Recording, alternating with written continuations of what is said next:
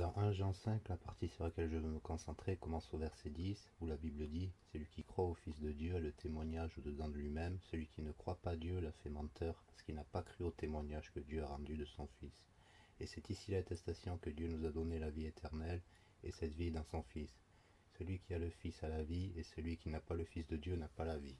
Je vous ai écrit ces choses à vous qui croyez au nom du Fils de Dieu, afin que vous sachiez que vous avez la vie éternelle, et afin que vous croyiez au nom du Fils de Dieu. » Le titre de mon sermon de ce soir est « Une fois sauvé, toujours sauvé ». C'est au sujet de la sécurité éternelle du croyant, le fait que dès que nous sommes sauvés, il n'y a rien que nous ne puissions jamais faire pour perdre notre salut. D'habitude, lorsque vous entendez le terme « une fois sauvé, toujours sauvé », il sort de la bouche des personnes qui critiquent cette doctrine. « Oh, vous êtes là, monsieur, une fois sauvé, toujours sauvé ». Mais j'adopte ce terme. Je pense que c'est une excellente façon d'expliquer ce que nous croyons. C'est une expression solide. Et tout au long de l'histoire, des termes péjoratifs qui ont été utilisés contre le peuple de Dieu ont été adoptés par le peuple de Dieu. Par exemple, ils ont été appelés chrétiens. Ils ont été appelés baptistes dans le Moyen-Âge, à plusieurs reprises, car ils rebaptisaient les gens après qu'ils étaient aspergés étant bébés. Vous savez que les gens vont nous attaquer en utilisant les termes « foi facile »,« une fois sauvé, toujours sauvé ». Je leur réponds « Amen ». Je suis un baptiste, je suis un chrétien, une fois sauvé, toujours sauvé, foi facile, il est facile d'être sauvé. Vous croyez au Seigneur Jésus-Christ et vous êtes sauvé. Et vous savez quoi? La partie la plus difficile a été faite par Jésus-Christ sur la croix. Comment est-il difficile d'être sauvé? Eh bien, c'est aussi dur que de prendre un verre d'eau, aussi dur que de manger un morceau de pain, c'est aussi difficile que d'ouvrir et passer une porte. C'est aussi dur que d'invoquer le nom du Seigneur, c'est ce que la Bible enseigne. Je veux vous le prouver à partir de nombreuses écritures différentes de la Bible, que nous ne pouvons jamais perdre notre salut. Et je vais revenir sur quelques-unes des écritures que les gens vont essayer d'utiliser pour dire que vous pouvez le perdre et montrer pourquoi cela ne tient pas debout. Mais la première chose que je tiens à souligner dans 1 Jean 5 est la partie qui est probablement la plus controversée. Beaucoup de baptistes ne sont pas d'accord avec ça.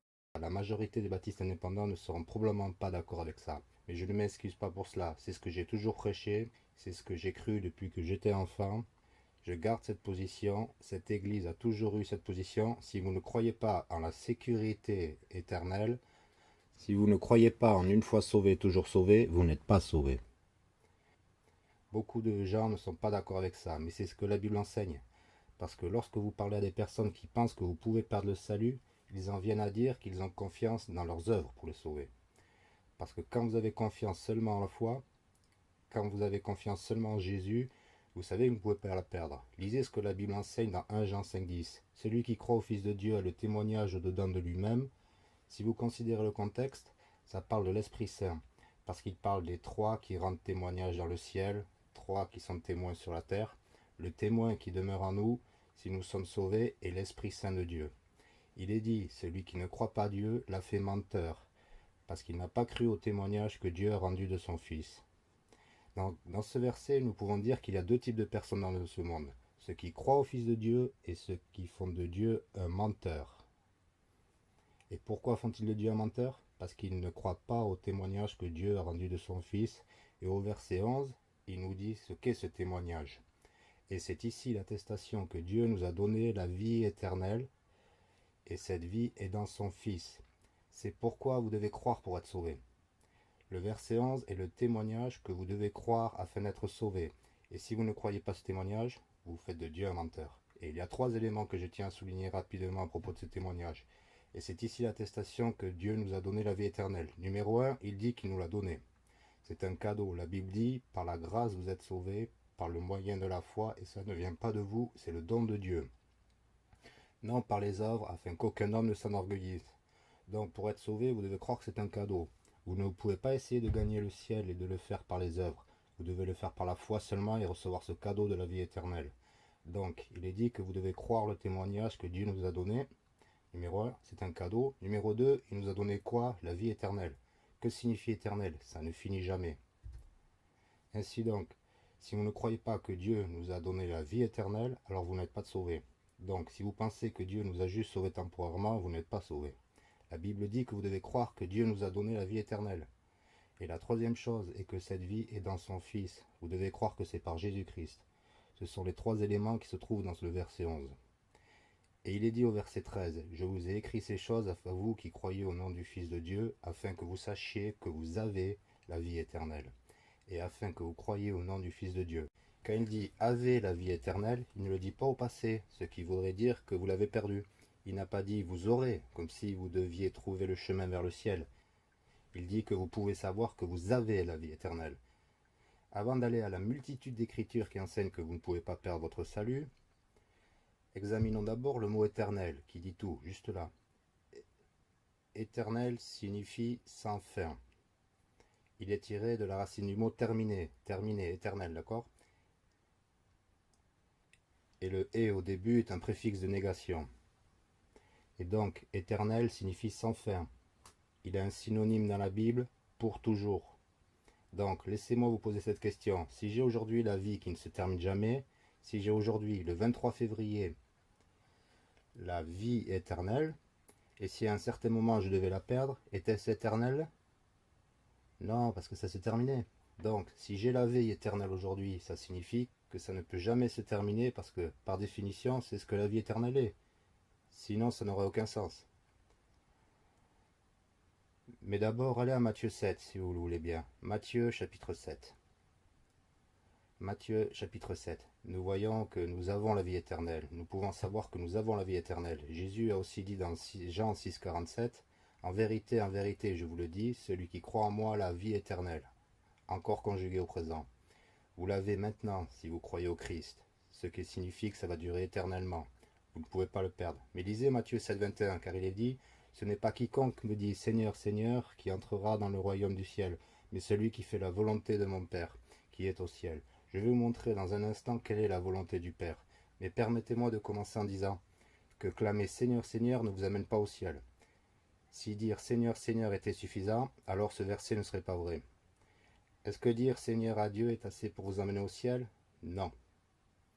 Vous devez faire la volonté du Père qui est dans les cieux et je vais vous montrer ce que c'est. Mais regardez ce qu'il dit ensuite. Beaucoup me diront ce jour-là, Seigneur, Seigneur, n'avons-nous pas prophétisé en ton nom, et n'avons-nous pas chassé les diables en ton nom, et n'avons-nous pas fait beaucoup de merveilleuses œuvres en ton nom?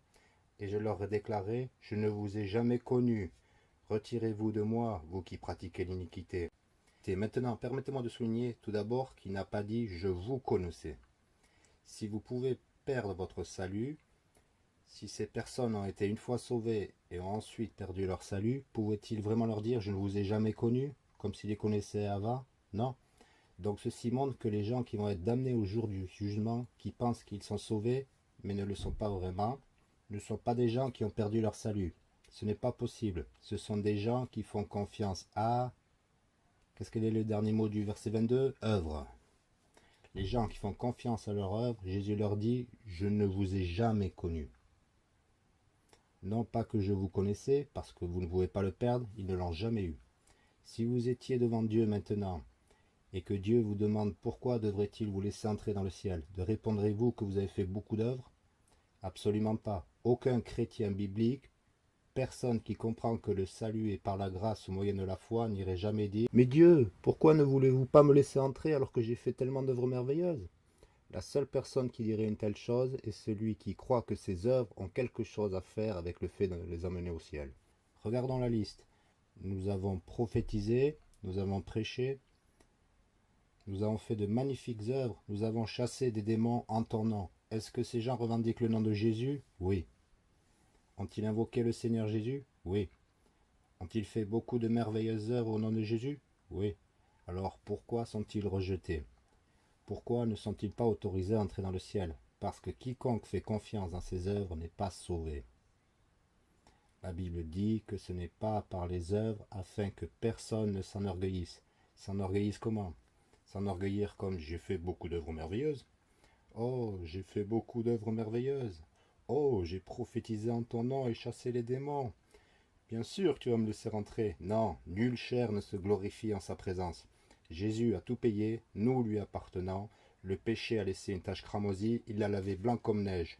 Nous n'avons rien pour nous enorgueillir. Notre salut est par la grâce au moyen de la foi dans le Seigneur Jésus-Christ. Et la Bible nous enseigne clairement dans ce passage que si vous allez en enfer, il ne vous a jamais connu.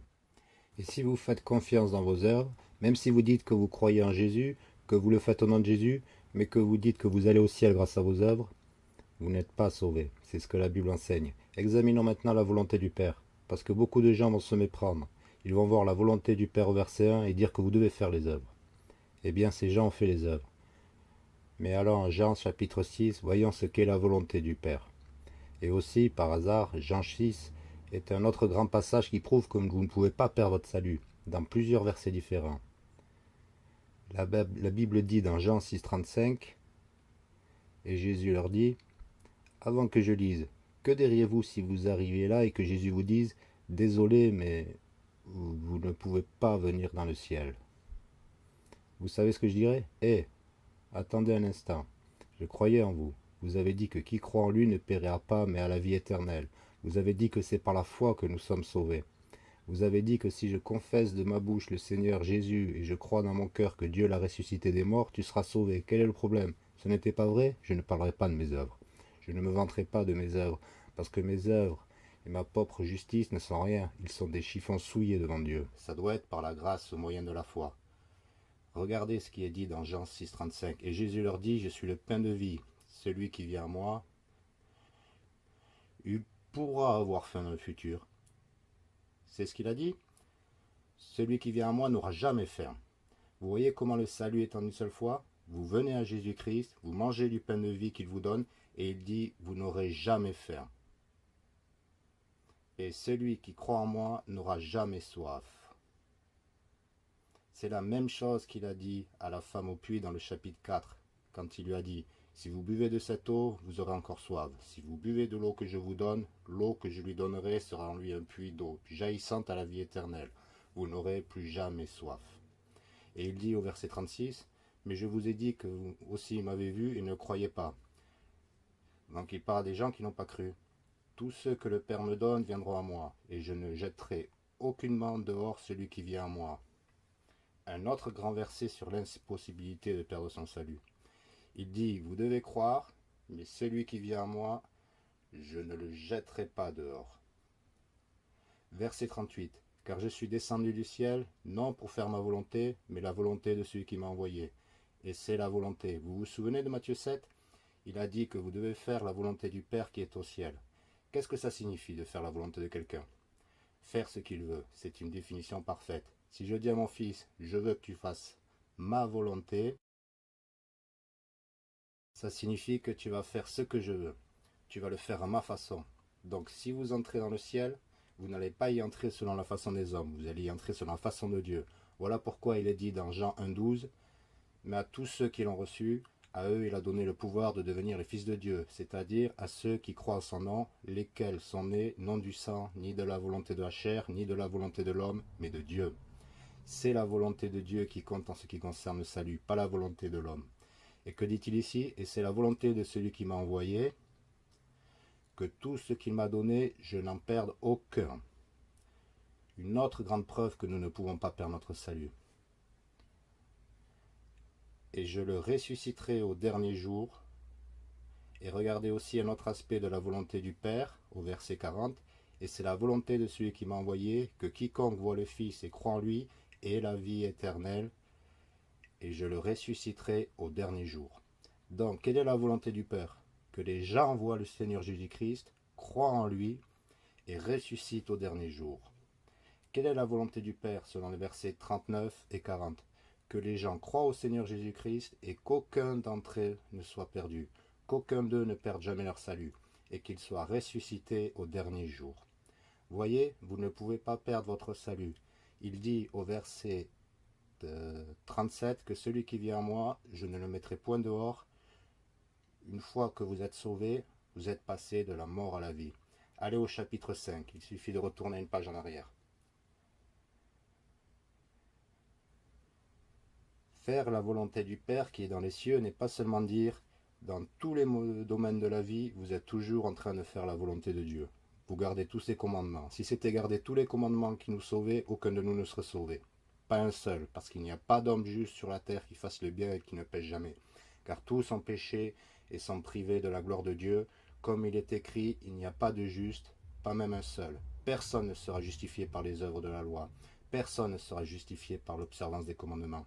Mais il est dit dans Jean 5, 24, en vérité, je vous dis, celui qui entend ma parole et croit en celui qui m'a envoyé a la vie éternelle. Encore au présent, vous avez la vie éternelle maintenant. Ça signifie que ça va durer éternellement. Et si ce n'est pas le cas, cela signifie que vous n'avez jamais eu la vie éternelle. Ce qui est si stupide dans le fait de dire que vous pourriez avoir la vie éternelle aujourd'hui, mais que vous pouvez la perdre demain, non seulement c'est tout à fait logique, parce que ça ne dure pas éternellement, si vous pouvez le perdre un jour, non seulement c'est tout à fait logique, mais quand vous pensez que Dieu connaît le futur, et que Dieu sait tout, et sait comment votre vie va se dérouler, il connaît la fin dès le début, dire qu'il sait que vous allez perdre le salut, tout en affirmant que de toute façon c'est éternel, il sait que vous allez le perdre, mais il l'appelle éternel. Je veux dire que c'est un non-sens, ça n'a aucun sens. Et il est dit ici, celui qui croit en moi a la vie éternelle et ne vient point en condamnation. C'est une déclaration très claire, vous ne serez pas condamné. Il ne dit pas vous n'allez plus jamais pécher, mais vous ne serez pas condamné, c'est ce qu'il dit. Et il a dit ceci, mais il est passé de la mort à la vie. C'est une déclaration puissante sur le fait que nous sommes sauvés éternellement. Nous ne serons pas condamnés, nous sommes passés de la mort à la vie. Allez à Jean 3, parce que dans le chapitre 3, nous trouvons une écriture très puissante. Cela est lié avec Jésus disant, je ne vous ai jamais connu. Lisez Jean 3, 18. Voici un autre verset qui prouve que vous ne pouvez pas perdre votre salut. Jean 3, 18 dit, celui qui croit en lui, en parlant de Jésus-Christ, n'est pas condamné. Mais celui qui ne croit pas est déjà condamné, parce qu'il n'a pas cru. Notez que c'est au passé. Il n'a pas cru au nom du Fils unique de Dieu. Il y a deux sortes de gens dans ce monde. Ceux qui croient et ceux qui ne croient pas. Remarquez ce qu'il dit à propos de ceux qui ne croient pas. Ils n'ont pas cru. Ils n'ont jamais cru. Mais une fois que vous croyez au Seigneur Jésus-Christ, vous êtes sauvé. Vous êtes un croyant. Vous êtes scellé du Saint-Esprit. Vous ne pouvez pas perdre votre salut. Si vous pouvez perdre votre salut, le verset 18 n'a pas de sens. Pour mettre en deux catégories comme ça, ceux qui croient et ceux qui n'ont pas cru. Réfléchissons à ça. Disons que vous pouvez perdre votre salut, ok? Et disons qu'un gars croyait en Christ, puis dans son parcours, il a cessé de croire. Il a perdu son salut. Vous l'appelez comme vous voulez. Eh bien, il ne rentrerait dans aucune de ces catégories.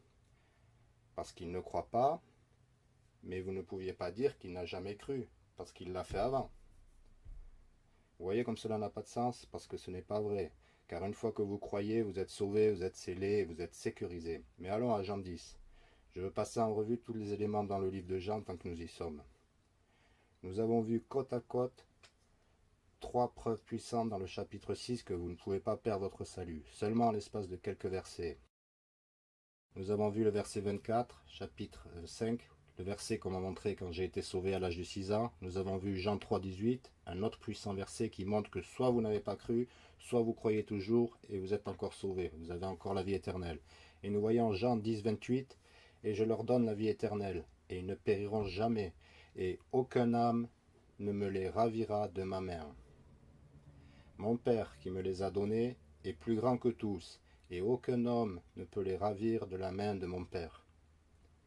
Il dit, vous êtes dans la main de Jésus-Christ, et vous êtes dans la main du Père, et personne ne va vous arracher de cette main.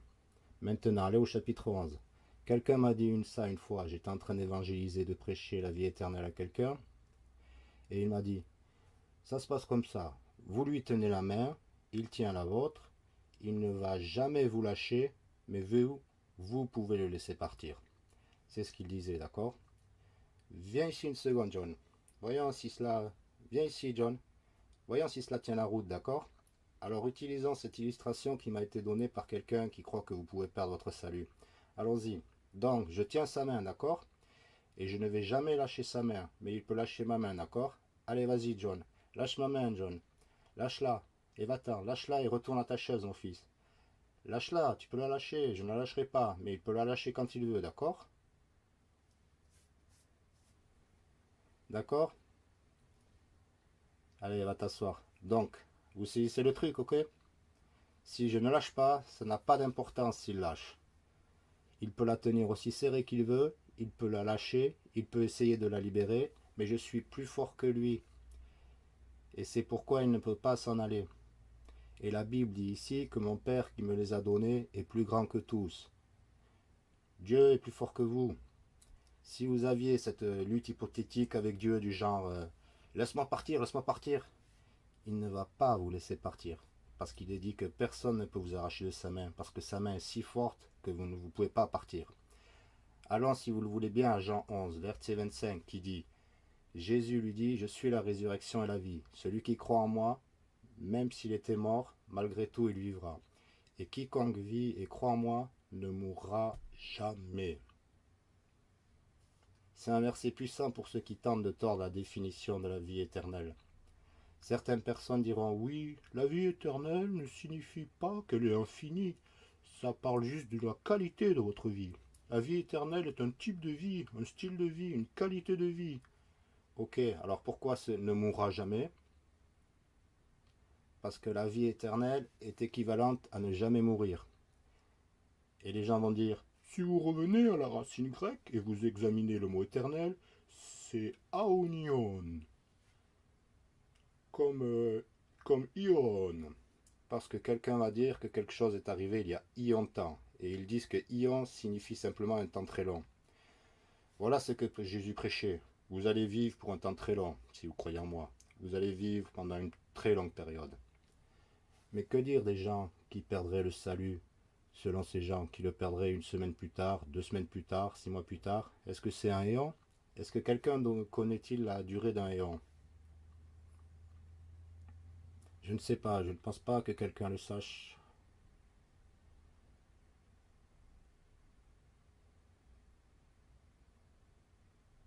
Ça fait beaucoup trop d'informations. 4 ions sont égaux à 13 milliards d'années. Ça me passe au-dessus de la tête. Ces enfants scolarisés à la maison, je vous dis que ça. Mais ce que je veux dire, c'est que ça n'a aucun sens. Mais cette manie d'aller vers une langue étrangère, comme ça, personne ne peut... Comment contesteriez-vous ça si vous ne connaissez pas le grec? Et combien de personnes ici parlent couramment le grec? Donc en gros, les gens vous balancent, ouais, si vous revenez à la version grecque, c'est aïnion, qui est comme ion, qui est comme blablabla.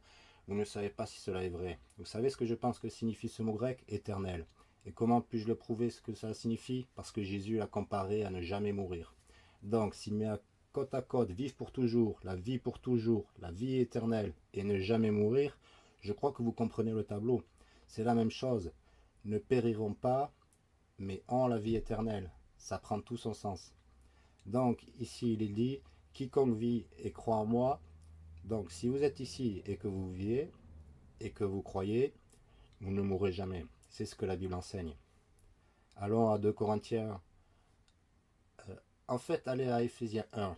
Je vais aller à 2 Corinthiens 1, car un autre grand enseignement, en plus de tout ce que nous avons vu dans le livre de Jean, en plus du mot la vie éternelle, en plus de l'idée qu'il ne nous abandonnera jamais, outre le fait que je ne vous ai jamais connu, outre le fait que ceux qui croient n'ont pas cru au nom du Fils unique de Dieu, en plus de tout cela, il y a aussi dans le Nouveau Testament la doctrine que nous sommes scellés du Saint-Esprit jusqu'au jour de la rédemption. Dans 2 Corinthiens 1, 22, il est dit qui ici aussi nous a scellés et nous a donné les arts de l'Esprit dans nos cœurs.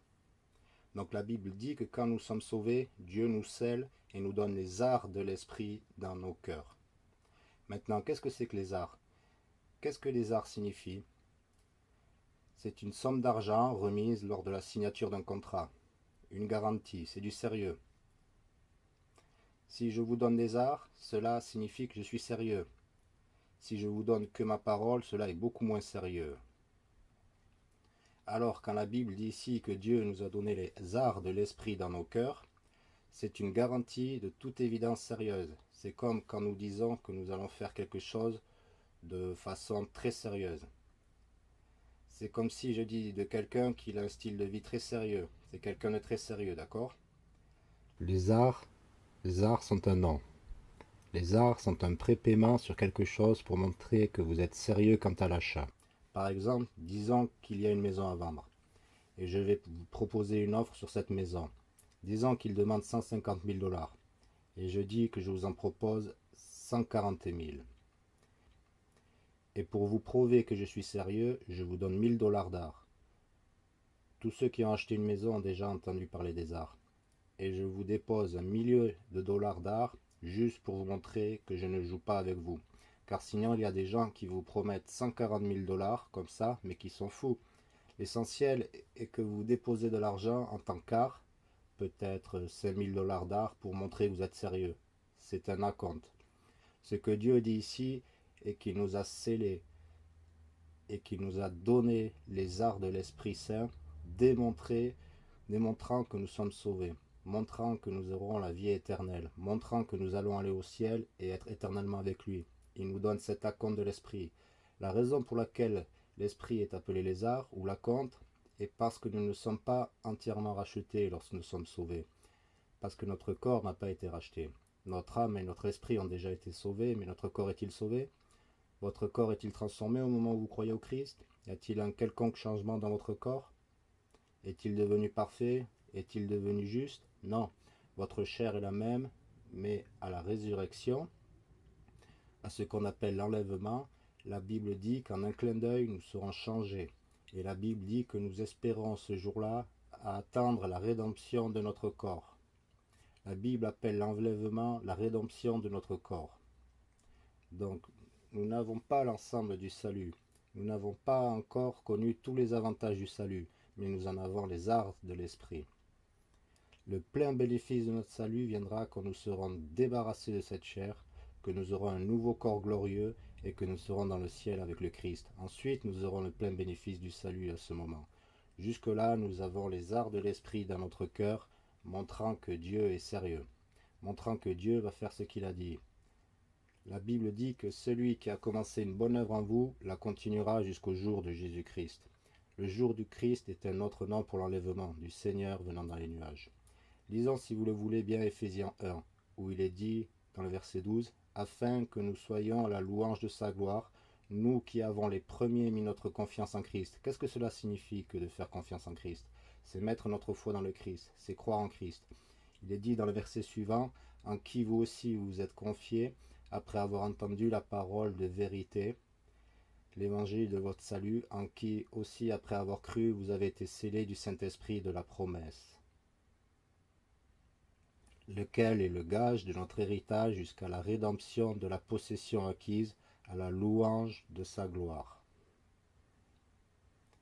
Il y a tellement de contenu dans ce verset ici. D'abord, ils aident à définir ce que signifie croire en Christ, faire confiance à Christ, mettre notre foi dans le Christ, croire qu'il est celui qui va nous sauver, ne faisant pas confiance dans nos œuvres, mais dans le Christ.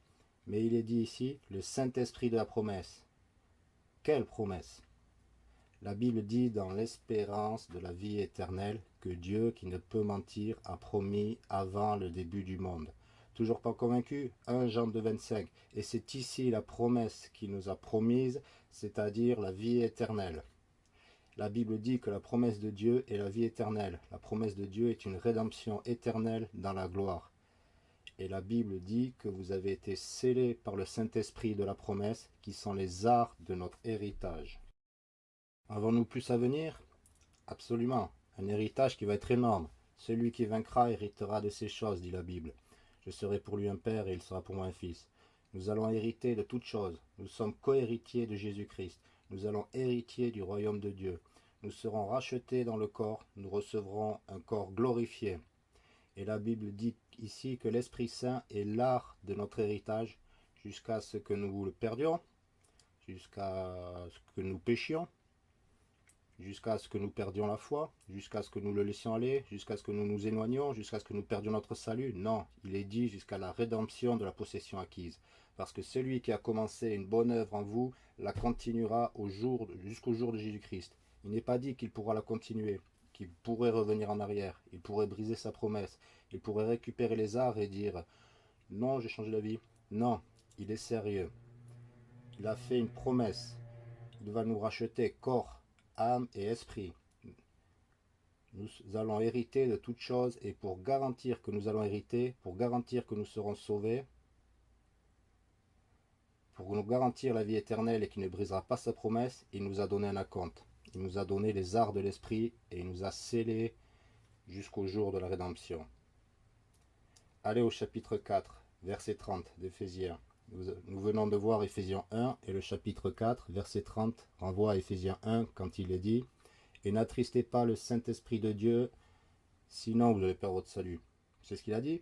Non, parce qu'il n'y a aucun verset dans la Bible comme ça. À la place, il est dit « Et n'attristez pas le Saint-Esprit de Dieu, par lequel vous êtes scellés pour le jour de la rédemption. » Même si vous affligez l'Esprit Saint de Dieu, vous êtes encore scellés pour le jour de la rédemption. Il est dit « Ne le faites pas, ne l'affligez pas, mais vous êtes scellés. Vous êtes scellés pour le jour de la rédemption. » Allez à Romains chapitre 4. Romains chapitre 4. Il y a tellement d'écritures à ce sujet, tellement j'essaye de tout caser dans un serment, juste sur le fait que c'est la vie éternelle. Juste sur le fait que c'est pour toujours. Juste sur le fait que nous n'allons jamais mourir. Juste sur le fait qu'il n'a jamais connu ceux qui ne sont pas sauvés. Juste sur le fait que ceux qui ne croient pas n'ont pas cru. Juste sur le fait que nous sommes scellés par le Saint-Esprit de la promesse jusqu'au jour de la rédemption, qui est l'art de notre salut. Juste sur le fait que nous sommes passés de la mort à la vie et nous n'irons jamais à la condamnation. Et maintenant, un autre aspect de la vie éternelle. Un autre aspect de une fois sauvé, toujours sauvé. Romains 4 enseigne que nos péchés, après que nous soyons sauvés, ne nous sont même pas imputés. Après que nous soyons sauvés, les péchés que nous commettons ne sont pas ajoutés à notre compte. Lisons Romains 4, 5. Mais à celui qui n'œuvre pas, vous avez saisi? Mais à celui qui fait quelques œuvres, est-ce qu'il dit ça? Mais à celui qui n'œuvre pas, mais qui croit en celui qui justifie l'impie, eh bien, si vous avez la foi, vous aurez toujours les œuvres. Est-ce que c'est ce qu'il est dit? Il dit que vous n'avez pas les œuvres et que vous croyez. Il y a des gens qui croient mais qui n'ont pas les œuvres. Mais Jacques 2 dit que la foi sans les œuvres est morte. D'accord, mais si la foi sans les œuvres est morte, ça signifie que la foi sans les œuvres existe. Comment pouvez-vous dire que la foi sans les œuvres est morte s'il n'est pas possible d'avoir la foi sans les œuvres? Les gens qui disent « si vous avez la foi, vous avez toujours les œuvres ». Les deux vont de pair, vous ne pouvez pas avoir l'un sans l'autre. Ok, et qu'en est-il de la foi sans les œuvres est morte? Exactement. Quoi? La foi sans les œuvres est morte serait une déclaration sans aucun sens si elle n'a pas existé.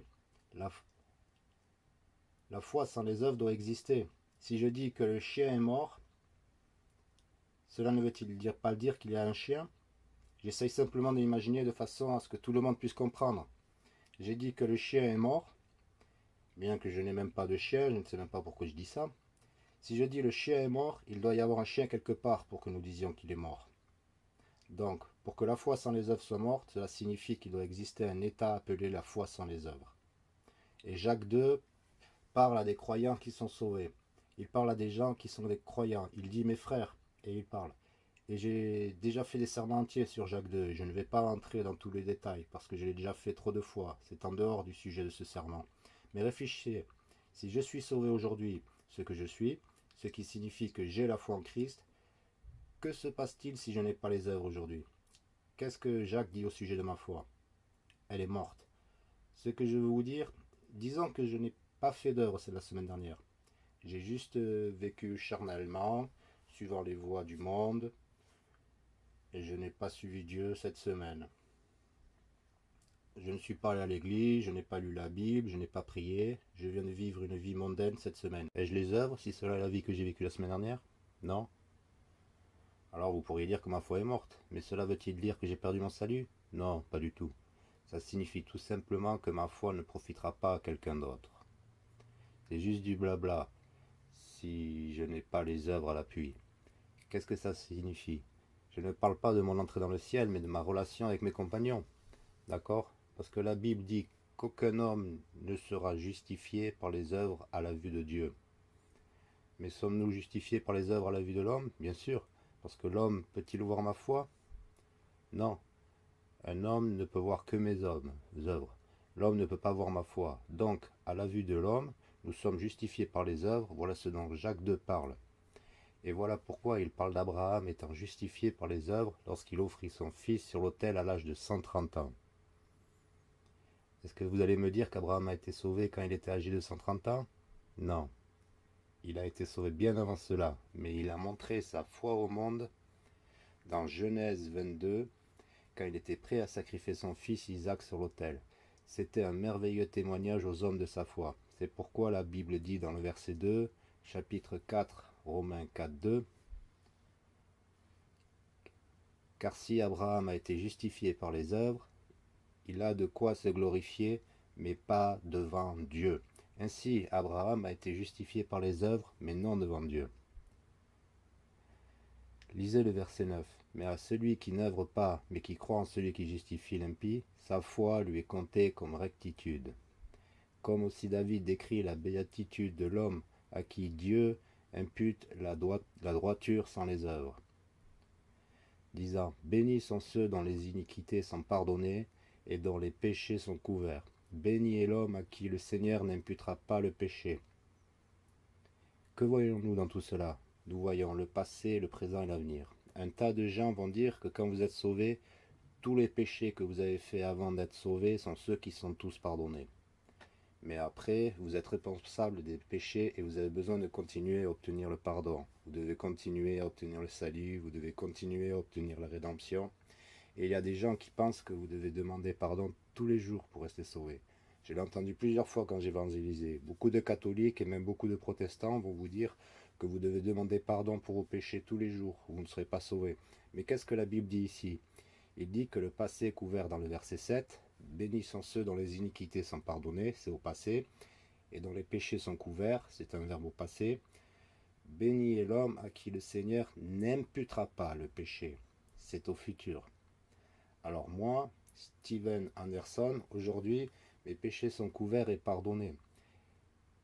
Et il ne va pas m'imputer le péché dans mon avancée. N'est-ce pas ce que la Bible dit? Qui nous a sauvés de nos péchés passés, présents et futurs? Sinon, je suppose que la meilleure option serait d'être sauvé à la fin de votre vie, sur votre lit de mort. Et c'est ce que beaucoup de catholiques font, parce que le catholicisme enseigne ça. Ils pensent qu'ils peuvent vivre leur vie à fond, ils peuvent être sauvages, faire la fête, se délivrer, et puis quand je serai vieux, je vais obtenir le pardon et l'absolution totale. Aller à la messe tous les jours, je suis trop vieux pour faire la fête de toute façon, donc je ferais mieux tout aussi bien de me lever, d'aller à la messe tous les matins et d'obtenir l'absolution totale. Et ils s'ouvrent en grand la porte de l'enfer parce qu'ils ne font pas confiance au Seigneur Jésus-Christ comme leur sauveur. Leur confiance est dans leur œuvre, dans la religion, dans l'église, au lieu du Seigneur. C'est clair. Comment puis-je perdre mon salut si Dieu ne va même pas m'imputer mes péchés selon Romains 4.8? Allez au chapitre 8 de Romains. Vous êtes dans Romains, allez au chapitre 8. Lisez ce qui est dit dans Romains 8.33. Qui portera une quelconque accusation contre les élus de Dieu? C'est Dieu qui justifie.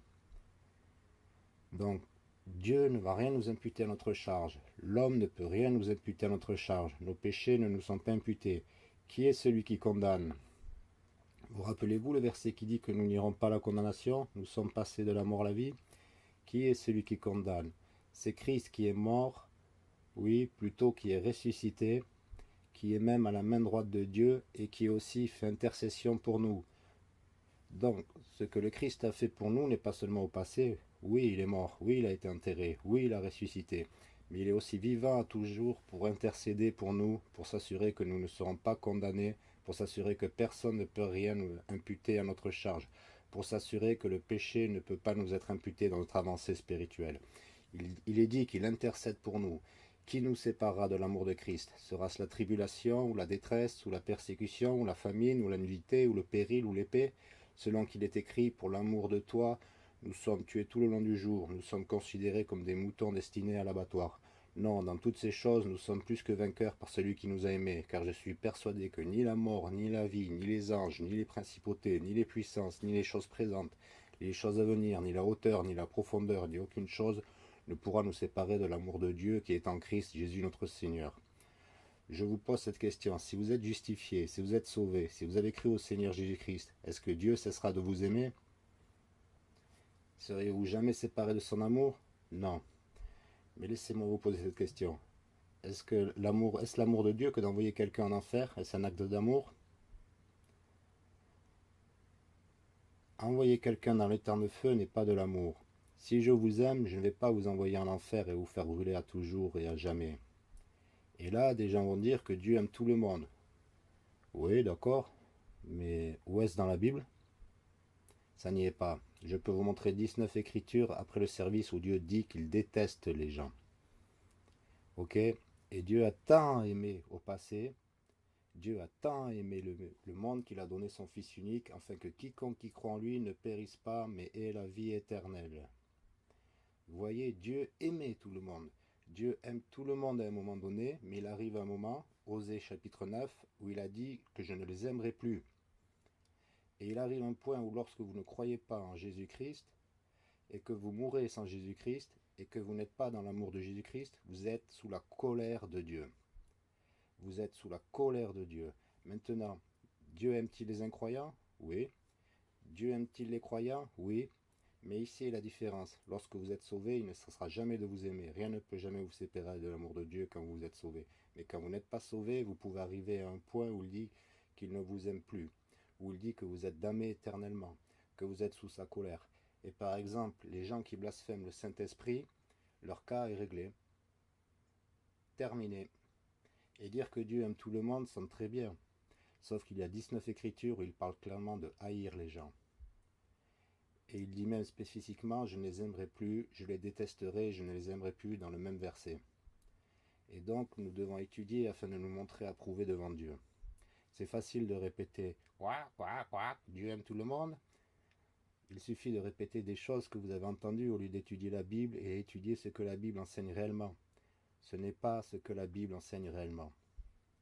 Et nous devons tout simplement arrêter de répéter des choses que nous entendons. Et une autre chose que les gens vont souvent répéter, haïr le péché, mais le pécheur, haïr le péché, mais le pécheur. Bon, vous savez de qui est cette citation? Mahatma Gandhi. Le Mahatma Gandhi n'était pas un chrétien biblique. Gandhi ne croyait pas en Jésus-Christ. Et il est en enfer en ce moment. Et il est celui qui a dit haïr le péché, aimer le pécheur. Voilà ce qui est drôle. Je voudrais faire une expérience une fois. Je voudrais aller vers tous les chrétiens, partout dans le monde et à travers l'Amérique, et leur montrer quelques citations et leur demander lesquelles sont exactes. Et la première chose que je vais leur montrer est la citation de Gandhi, d'accord? La citation de Gandhi. Je vais leur montrer la citation de Gandhi, je ne vais pas leur dire de qui elle est, et puis je vais leur montrer la citation de David, l'homme selon le cœur de Dieu, qui a dit « N'ai-je pas en haine, ô Seigneur, ceux qui te haïssent? Ne suis-je pas peiné par ceux qui s'élèvent contre toi? Je les hais d'une parfaite haine, je les tiens pour mes ennemis. » Demandez-leur laquelle sont la plus chrétienne, laquelle d'entre elles est la plus chrétienne. Oh, Gandhi, oh oui, c'est la citation qu'il prendrait. Et il ne reconnaîtrait même pas la citation de la Sainte Bible.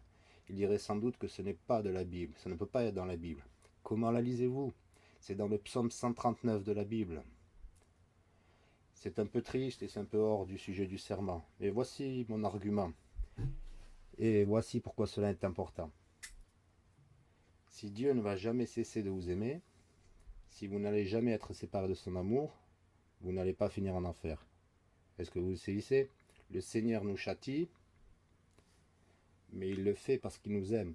La Bible dit, car celui que le Seigneur aime, il le châtie et il fouette tout fils qu'il reçoit. Est-ce que je donne la fessée à mes enfants? Oui, parce que je les aime. Mais si je tuais mes enfants, ça ne serait pas de l'amour. Si je les envoyais en enfer, ça ne serait pas de l'amour. Nous vivons avec cette mentalité déformée, où nous répétons les trucs que nous avons entendus, et nous disons que tous les péchés sont égaux. Ça sonne très bien, mais ça n'est pas biblique. Et en fait, c'est à la limite de la folie de dire que tous les péchés sont égaux. Tuer 20 personnes, voler un crayon, c'est la même chose aux yeux de Dieu. Alors Dieu n'est pas un Dieu juste. Mais devinez quoi? Dieu est un Dieu juste. Et tous les péchés ne sont pas égaux. Et il n'y a aucun verset dans la Bible qui dit que tous les péchés sont égaux. En fait, Jésus regarda Ponce Pilate et lui dit « C'est pourquoi celui qui m'a délivré à toi a fait le plus grand péché. Comment pouvez-vous avoir un plus grand péché si tous les péchés sont égaux? Si Dieu aime tout le monde, comment se fait-il qu'il y a 19 écritures où Dieu parle de haïr les gens? Désolé de vous perturber avec les faits. Laissez-moi revenir à mon serment. Allons rapidement au psaume 89 dans l'Ancien Testament. Psaume 89. Et la raison pour laquelle je souligne ces songes est parce qu'il y a toutes ces fausses doctrines qui perturbent les gens. Et pour moi, certaines de ces doctrines défient tout simplement la logique. Comme par exemple dire que tous les péchés sont égaux. ce qui défie tout esprit raisonnable, qui défie la logique des personnes qui ont un esprit raisonnable. Ou dire que Dieu aime les gens qui sont en train de rôtir en enfer en ce moment. Il envoie des gens au tourment éternel parce qu'il les aime.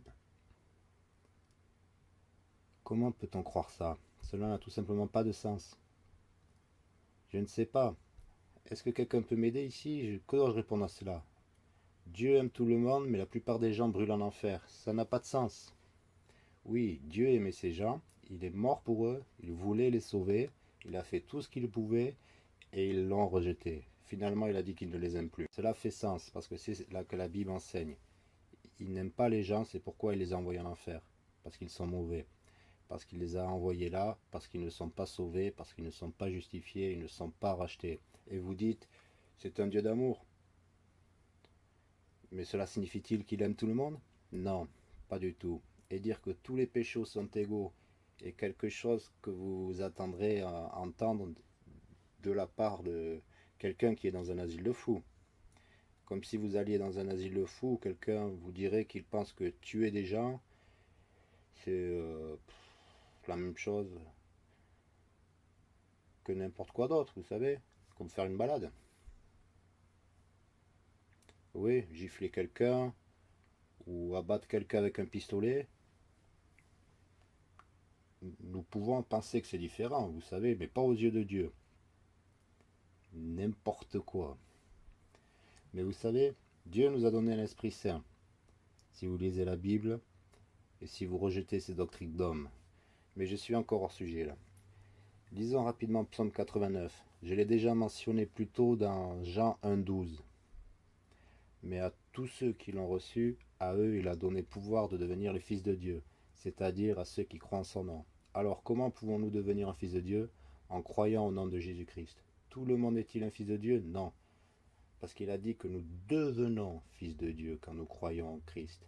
Si nous devenons un fils de Dieu, ça veut dire que nous n'en étions pas un avant. Et maintenant, nous sommes devenus fils de Dieu par la foi en Christ. Donc quand les Mormons vous disent que nous sommes tous fils de Dieu, ce n'est tout simplement pas vrai, parce que nous devenons fils de Dieu lorsque nous croyons en Christ. Il est également dit dans Galates chapitre 3, verset 26, « Car vous êtes tous enfants de Dieu par la foi en Christ Jésus. » Donc nous sommes des enfants par la foi. Regardez ce que la Bible dit dans Psaume 89 sur les enfants de Dieu. Il est dit dans Psaume 89, verset 20, « J'ai trouvé David, mon serviteur, je l'ai oint de mon huile sainte. » David, dans l'Ancien Testament, est souvent un symbole du Seigneur Jésus-Christ, parce que Jésus-Christ est connu comme le fils de David. Et un grand nombre de fois, Jésus-Christ appelle aussi prophétiquement David, mon serviteur. Ce passage a une application littérale à David lui-même, mais a aussi une application spirituelle envers le Seigneur Jésus-Christ. Lisons le verset 29. Je vais vous montrer ce que je veux dire. Ça parle de David. Je ferai que sa semence durera toujours, et son trône comme les jours du ciel. Mais si nous appliquons ceci au Seigneur Jésus-Christ, lisons ce passage. Je ferai que sa semence durera toujours, et son trône comme les jours du ciel. Si ses enfants abandonnent ma loi et ne marchent pas selon mes jugements, s'ils violent mes statuts et ne gardent pas mes commandements, alors je visiterai leur transgression avec le bâton, et leur iniquité avec des coups. Néanmoins, je ne lui retirerai pas entièrement ma bonté compatissante, et ne laisserai pas ma fidélité faire défaut. Je ne violerai pas mon alliance, et je ne changerai pas une chose qui est sortie de mes lèvres. J'ai une fois juré par ma sainteté que je ne mentirai pas à David. Sa semence durera pour toujours, et son trône comme le soleil devant moi. Il sera affermi pour toujours comme la lune, et comme un fidèle témoin dans le ciel. C'est là. Il y a une application pour David physiquement. Mais attendez un instant. Est-ce que David va vraiment régner pour toute éternité sur le trône? Ou est-ce que ça va être Jésus-Christ qui va s'asseoir sur le trône de David son père pour gouverner et régner? La Bible dit dans Ésaïe 53, qui est un passage prophétique sur le Seigneur Jésus-Christ, qu'il verra sa semence, que Jésus-Christ verrait sa semence et sera heureux.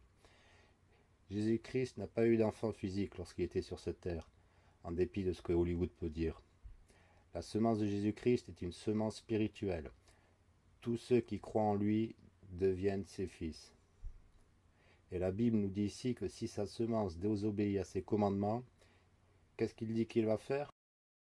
Disait au verset 31 de Psaume 89, « S'ils violent mes statuts et ne gardent pas mes commandements, ils vont perdre leur salut. Ils vont aller en enfer. Je ne vais plus les aimer. » Est-ce que c'est ce qu'il dit? Il dit, « Alors je visiterai leur transgression avec le bâton et leur iniquité avec des coups. Néanmoins, je ne lui retirerai pas entièrement ma bonté compatissante et ne laisserai pas ma fidélité faire défaut. Je ne violerai pas mon alliance et je ne changerai pas une chose qui est sortie de mes lèvres. » Dieu ne va pas rompre sa promesse. Dieu ne va pas rompre son alliance. Dieu ne va pas changer ce qu'il a dit.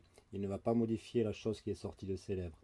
Il va nous punir, mais il ne cessera pas de nous aimer et il ne va pas nous envoyer en enfer. Beaucoup de gens pensent que si vous ne pouvez pas perdre votre salut, allez à Hébreux 6.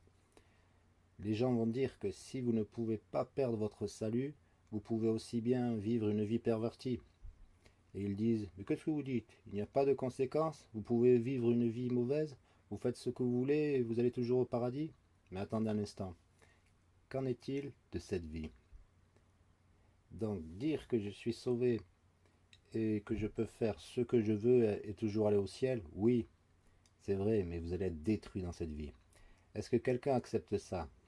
Y a-t-il quelqu'un ici qui dit qu'il est tout simplement d'accord de vivre une vie misérable, horrible, de tout perdre et d'être sévèrement puni par Dieu? Chaque fois que je fais quelque chose, étant maudit dans tout ce que je fais, aussi longtemps que je vais au ciel. Je suis d'accord avec ça. Non, parce que nous voulons aussi être bénis dans cette vie, n'est-ce pas? Voulez-vous que Dieu vous maudisse et vous punisse? Ce serait comme si mes enfants me disaient, « Tu veux dire qu'aussi mal que je me conduise, maman et papa, vous allez encore être mes parents? Et que tu vas encore me nourrir? Et je vais toujours dormir dans mon lit la nuit? Cool, je vais sortir et briser toutes les règles. Je ne vais jamais vous obéir. Vous savez ce qui va se passer? Ils vont être fessés et fessés et fessés, et ils vont être misérables, et ils ne vont jamais rien faire de plaisant. Ils vont rater toutes les choses amusantes, et ils vont juste continuer à être punis, et c'est ce qui arrivera dans votre vie si vous ignorez la parole de Dieu après que vous soyez sauvés. Mais si vous n'êtes pas sauvés, vous pourrez avoir du bon moment et vous en sortir, mais vous irez en enfer à la fin, ce qui est pire. Mais si vous êtes sauvés, vous ne pouvez pas échapper au péché. Si vous êtes sauvés, il ne va pas chasser la plupart de ses enfants, il fouette tous les fils qu'il agrée. Donc, si vous n'êtes pas sauvés, les enfants, écoutez-moi les jeunes. Vous vous dites, vous savez que je suis sauvé, je vais aller au ciel, je vais juste oublier les commandements de Dieu. Vous serez détruits. Dieu peut détruire votre vie quand il veut. Dieu peut vous faire virer de votre travail au moment qu'il veut. Dieu peut vous infecter avec la maladie à tout moment. C'est ce qu'il a dit qu'il fera.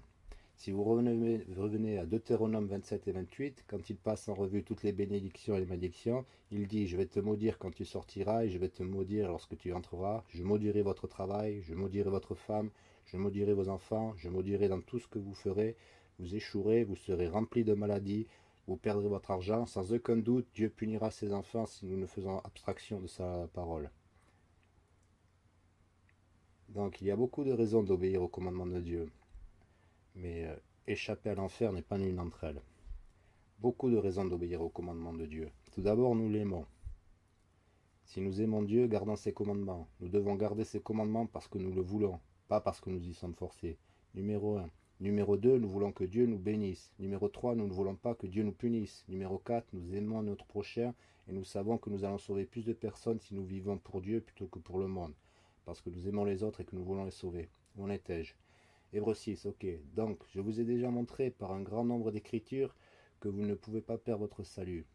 Et plusieurs points par différentes façons.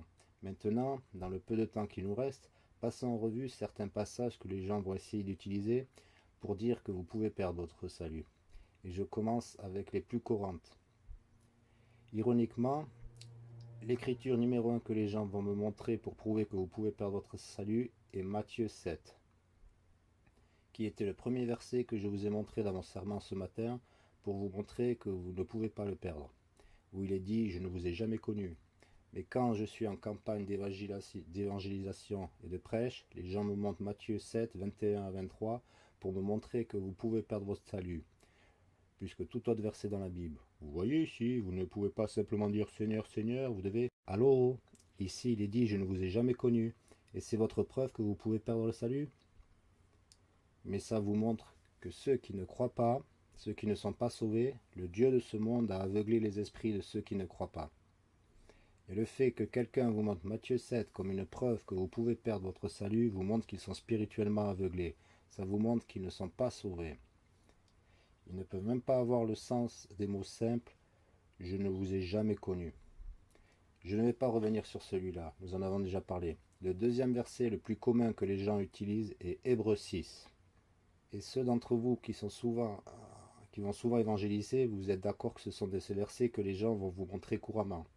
Hébreux 6, verset 4 dit « Car il est impossible pour ceux qui ont été une fois éclairés, et qui ont goûté aux dons célestes, et qui ont été faits participants de l'Esprit Saint, et qui ont goûté la bonne parole de Dieu, et les puissances du monde à venir, s'ils retombent, de les amener de nouveau à la repentance, vu qu'ils crucifient de nouveau pour eux-mêmes le Fils de Dieu, et l'exposent à une honte manifeste. Car la terre qui s'imbibe de la pluie qui vient souvent sur elle, et qui produit des herbes appropriées pour ceux par qui elle est laboureux, reçoit la bénédiction de Dieu, mais celle qui porte des épines et des chardons est rejetée et est près de la malédiction, et dont la fin est d'être brûlée. Cependant, mes bien-aimés, nous sommes persuadés quant à vous des choses meilleures et des choses qui accompagnent le salut, quoique nous parlions ainsi. Donc, à propos de ce passage, premièrement, si ce verset enseignait que vous pouvez perdre votre salut, ce qui n'est pas le cas, mais si c'était le cas, n'est-il pas clair que vous ne seriez jamais capable de le récupérer?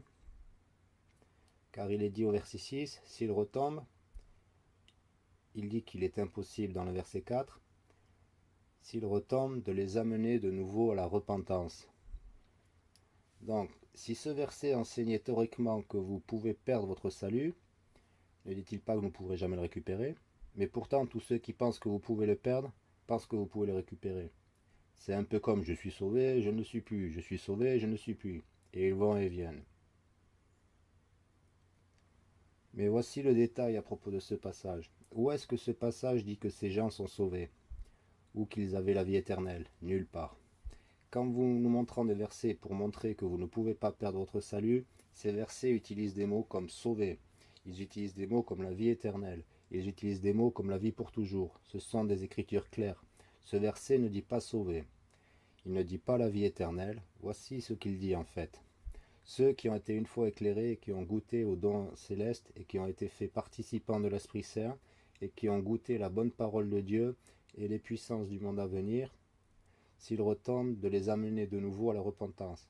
De qui est-ce que ça parle? Ça ne parle pas d'une personne qui est sauvée. Ça parle d'une personne qui entend l'Évangile. Le Saint-Esprit travaille dans son cœur. Ils comprennent. Qu'est-ce que ça signifie que d'être éclairé? Ding! L'ampoule s'allume, c'est bon. Je le comprends, j'assimile. Et ils ont tout saisi. Ils ont été éclairés. Ils y ont goûté. Ils en sont à un point où ils ont compris. Le Saint-Esprit travaille, ils y ont goûté et non. Ils le refusent finalement. Vous savez, c'est drôle. Quand ma femme a été sauvée, elle a été sauvée avant d'être ma femme, vous ne devriez jamais vous marier avec quelqu'un qui n'est pas sauvé. Avant ça, lorsque je l'ai rencontrée, en évangélisant, la première chose que j'ai été faite a été de lui donner l'évangile. C'est comme ça que ma femme et moi nous nous sommes rencontrés. J'ai annoncé une vingtaine de fois l'évangile à ma femme avant qu'elle soit sauvée. Il a fallu qu'elle entende environ 20 fois l'évangile. Elle a été un cas difficile. Je devais continuer à lui annoncer l'évangile encore et encore. Il a fallu comme environ 20 fois avant que ma femme soit finalement sauvée. Mais elle vous dira, si vous lui demandez, qu'elle n'a jamais complètement compris jusqu'à ce qu'elle soit sauvée. Elle m'a dit que bien que tu me l'aies continuellement annoncé et expliqué, je ne l'ai jamais vraiment compris. Et la Bible parle beaucoup des gens qui entendent la parole et ne la comprennent pas. Ils ne la comprennent pas. Et donc je lui ai expliqué et expliqué, mais il est difficile pour la personne qui n'est pas sauvée de comprendre. En fait, ils doivent comprendre par le biais du Saint-Esprit. Parce que l'homme animal ne reçoit pas les choses de l'Esprit de Dieu. Il faut le Saint-Esprit pour éclairer et illuminer quelqu'un. Quand l'Esprit Saint éclaire et illumine quelqu'un, et qu'il saisit, et qu'il le rejette, un grand nombre de fois c'était leur dernière chance. Voilà ce que la Bible enseigne ici. Parce quel est le mot-clé dans ce passage? C'est le mot dans le verset 8. Mais celle qui porte des épines et des chardons est rejetée et est près de la malédiction. Quel est le synonyme de rejeté? Réprouvé. ceux qui sont réprouvés. Est-ce que la Bible ici, dans Hébreux 6, parle de quelqu'un pour qui il est impossible d'être sauvé? Ça parle d'une personne, il est impossible de renouveler cette personne à la repentance. Cette personne-là ne reçoit pas le salut. Cette personne-là va être brûlée. Ils sont comme les gens dans Romains 1, que Dieu a livré à un esprit réprouvé. C'est comme Pharaon dont le cœur a été endurci, d'accord? Mais le désaccord que j'ai avec les gens qui voudraient utiliser ça pour dire que vous pouvez perdre votre salut en disant que ces personnes ont eu le salut puis l'ont perdu, c'est que ce passage ne dit pas qu'ils ont été sauvés. Ce passage ne dit pas qu'ils avaient la vie éternelle. Il a dit seulement qu'ils y ont goûté et ils ont pris part au Saint-Esprit. Le Saint-Esprit a parlé à travers Caïphe, le grand prêtre qui n'était même pas sauvé. Le Saint-Esprit est venu sur Caïphe dans le livre de Jean et il parlait étant inspiré par le Saint-Esprit et il n'était même pas sauvé. Il ne croyait pas en Christ. Donc le fait que le Saint-Esprit travaille en quelqu'un ne veut pas dire qu'il est sauvé. Simplement parce qu'ils y ont goûté, ils y sont si près et puis ils tombent loin de lui. J'ai vu de mes propres yeux, j'ai connu des gens qui étaient sur le point d'être sauvés. Ils y sont ouverts, ils viennent à l'église, ils pensent à ce sujet, mais ils ne sont pas sauvés, mais ils y pensent, les graines ont été plantées, arrosées, et ils viennent à un point où non. Et ils s'éloignent de l'évangile, et ensuite ces gens deviennent réprouvés. Vous ne pourrez jamais faire que ces personnes soient sauvées. Et je peux vous nommer spécifiquement des gens comme ça que je connais, que j'ai vu dans ma propre vie. Voilà, donc Hébreux 6. Nous avons déjà vu Matthieu 7. Allons à Matthieu 24. Matthieu chapitre 24. Je veux juste essayer d'aller aux principales écritures que les gens vont essayer d'utiliser pour dire que vous pouvez perdre votre salut. Matthieu 7 est le numéro 1. Je ne sais même pas quoi dire à ce sujet. C'est tellement bizarre. Il dit, je ne vous ai jamais connu. Point, fin d'histoire. Puis nous avons vu Hébreux 6, le deuxième le plus utilisé. Et nous voyons là qu'il n'y a aucune déclaration claire que ces gens n'aient été jamais sauvés ou ont eu la vie éternelle. Donc par conséquent, ils ne doivent pas être sauvés. Parce que sinon, ça sera en contradiction avec l'ensemble du reste de la Bible. Donc évidemment, ces gens étaient sur le point d'être sauvés. Le Saint-Esprit est en mouvement et il travaille en eux. Ils y ont goûté, il est juste là et ils s'en éloignent et maintenant ils sont réprouvés. Voilà ce que Hébreux 6 enseigne. Et la morale de Hébreux 6, c'est que si vous n'êtes pas sauvé et que Dieu travaille en vous et que vous entendez la parole de Dieu et que la puissance de la parole de Dieu travaille en vous, il est maintenant temps d'être sauvé. Parce que vous ne savez jamais quand ça va être votre dernière chance d'être sauvé. Voilà ce que Hébreux 6 enseigne. Lisons Matthieu 24, verset 13, un autre passage qui est probablement le troisième qui m'a été le plus souvent montré. Le verset 13 dit, « Mais celui qui endurera jusqu'à la fin, celui-là sera sauvé. » Donc ils disent que pour être sauvé, vous devez endurer jusqu'à la fin. Si vous allez au verset 9, ou allons au verset 22 d'abord, lisons le verset 22. « Et si ces jours-là n'étaient pas abrégés, aucune, quoi donc, chair ne serait sauvée. Mais à cause des élus, ces jours-là seront abrégés. » Je pose cette question. Dans le verset 22, parlons-nous des gens qui vont au ciel quand nous disons sauvés? Nous parlons de la chair étant sauvée. Y a-t-il une différence entre la chair étant sauvée et l'âme étant sauvée? Absolument, car dans 1 Corinthiens 5,5, il est dit qu'on livre un tel homme à Satan pour la destruction de la chair, afin que l'esprit puisse être sauvé au jour du Seigneur Jésus-Christ. Donc la chair et l'esprit sont deux choses. Et donc utiliser ce passage pour enseigner le salut par les œuvres, tu dois endurer jusqu'à la fin pour être sauvé, quand ça parle de votre chair étant sauvée, et non de votre âme étant sauvée. Par exemple, lorsque Pierre se noyait, que cria-t-il au Seigneur? Seigneur, sauve-moi. Est-ce que c'est là qu'il a été sauvé? Voilà comment il va au ciel, en criant Seigneur, sauve-moi. Non, il parle de le sauver de la noyade. C'est un salut physique, et ici c'est clairement énoncé. Et si ces jours n'étaient pas abrégés, aucune chair ne serait sauvée. Mais à cause des élus, ces jours-là seront abrégés. Quels jours? Les jours de la tribulation. Revenons au verset 9. Car vous vous souvenez que le verset en question est le verset 13, d'accord? Parcourons les versets menant au verset 13 pour définir le contexte. Il est dit au verset 9, « Alors ils vous livreront pour être tourmentés et vous tueront. » Ça ne sonne pas comme si la chair de quelqu'un était en danger? Donc, voyez-vous la façon dont il pourrait être sauvé d'assassinat? Car il est dit, « Alors ils vous délivreront pour être tourmentés et vous tueront, et vous serez haïs de toutes les nations à cause de mon nom. Et alors beaucoup seront offensés, se trahiront les uns les autres, et se haïront les uns les autres, et beaucoup de faux prophètes s'élèveront, et tromperont beaucoup de personnes, et parce que l'iniquité abondera, l'amour de beaucoup se refroidira. Mais celui qui endurera jusqu'à la fin, celui-là sera sauvé. Qui endurera quoi? Cette période où les gens sont tués pour la cause de Christ, où les gens sont trahis et livrés entre les mains des autorités, où l'amour des gens se refroidit, et les gens sont en danger. C'est un moment de grande tribulation tel qu'il n'y a pas eu depuis le début du monde et tel qu'il n'y en aura jamais. Voilà le contexte de Matthieu 24. Et il dit que la chair sera sauvée. Qu'est-ce que cela signifie?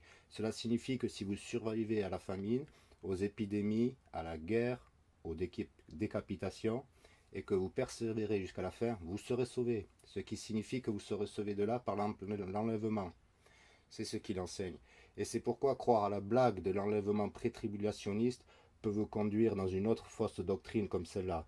Parce que les gens qui sont pré-tribulationnistes ne comprennent pas ce verset.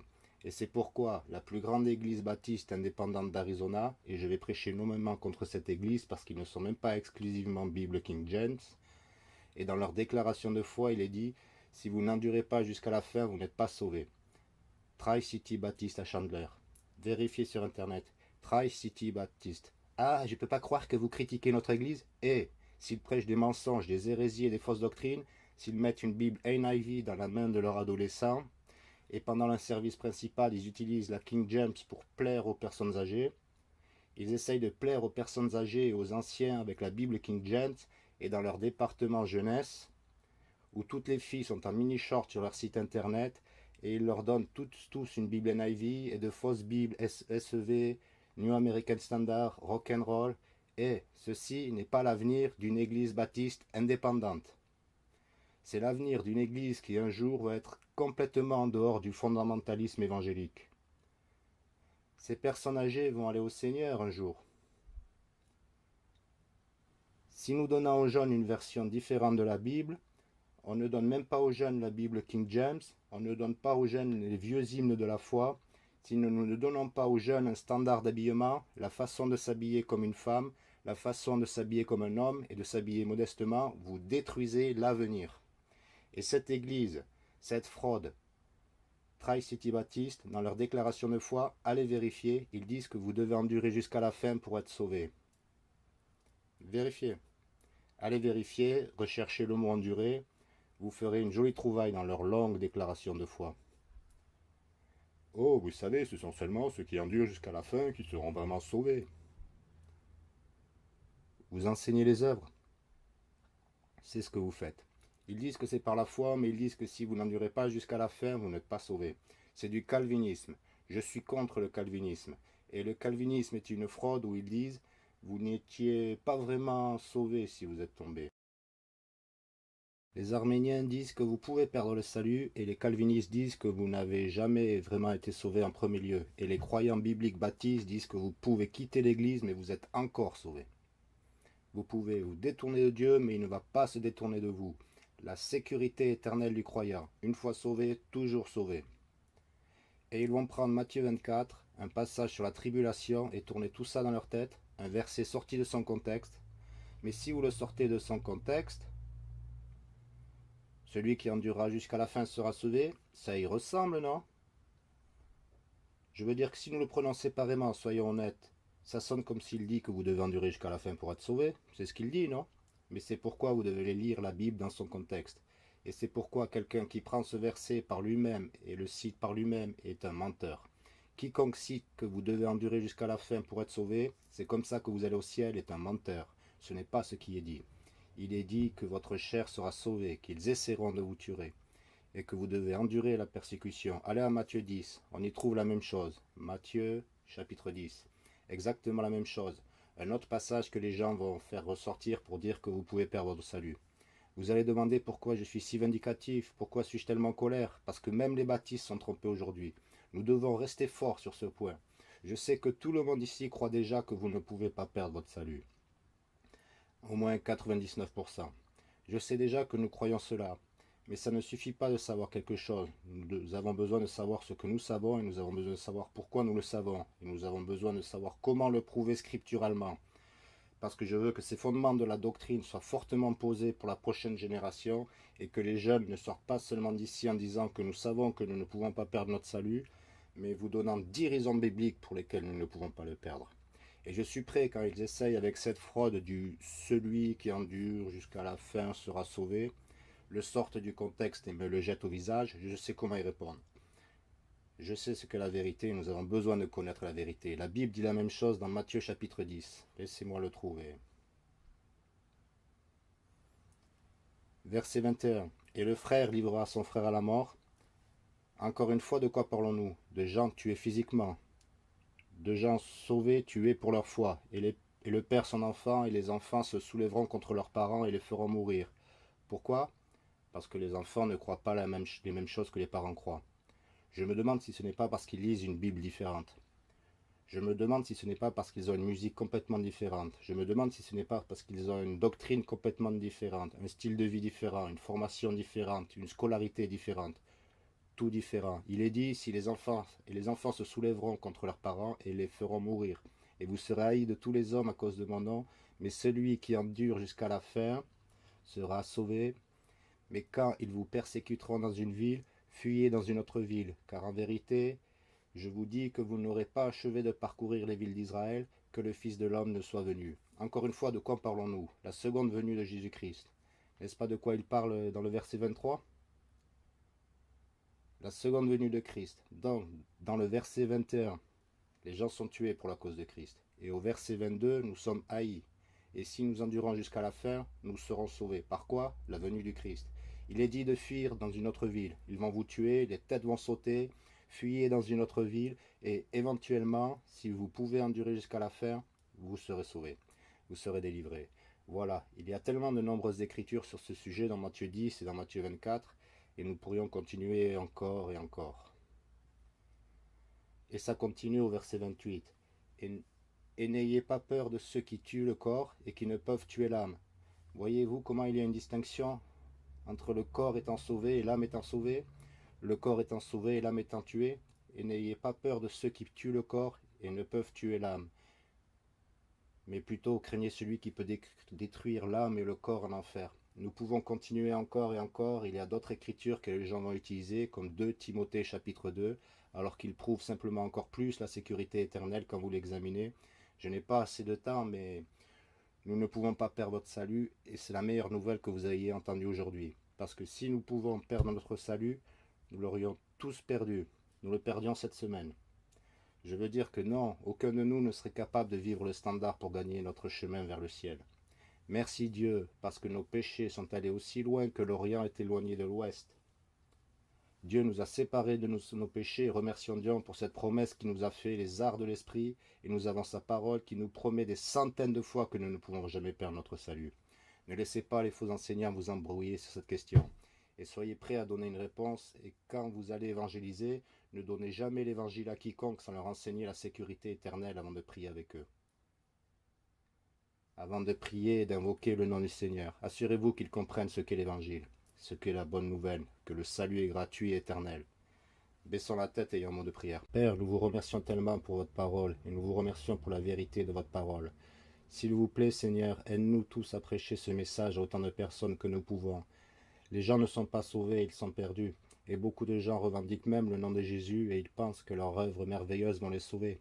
Seigneur, aide-nous à prêcher ce message, une fois sauvé, toujours sauvé.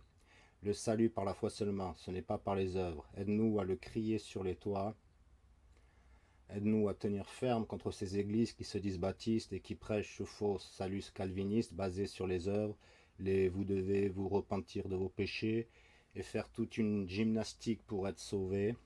Seigneur, aide-nous à nous dresser contre ça, pour combattre le bon combat, pour combattre honnêtement pour la foi, et pour proclamer de porte en porte et à nos amis, à notre famille et à nos proches que le salut est un don gratuit par le Christ. Nous vous aimons et nous vous remercions au nom de Jésus-Christ. Amen. Bien, chantons une chanson avant d'y aller. Pourquoi pas la 227? Nous avons encore battu le record. Quel est le nombre? Waouh, c'est mieux lorsque nous le battons seulement d'un seul. Cela signifie que nous allons le battre à nouveau. C'est excitant parce que nous vivons à une époque où beaucoup d'églises baptistes indépendantes deviennent plus petites et diminuent. Mais vous savez que nous devons continuer de croître et de prospérer. Et si nous continuons de prêcher la vérité et de frapper aux portes, il n'y a aucune raison pour laquelle nous ne deviendrons plus petits. On ne peut que grandir. Et donc je vous remercie de tous d'être ici aujourd'hui et de nous aider à battre le record.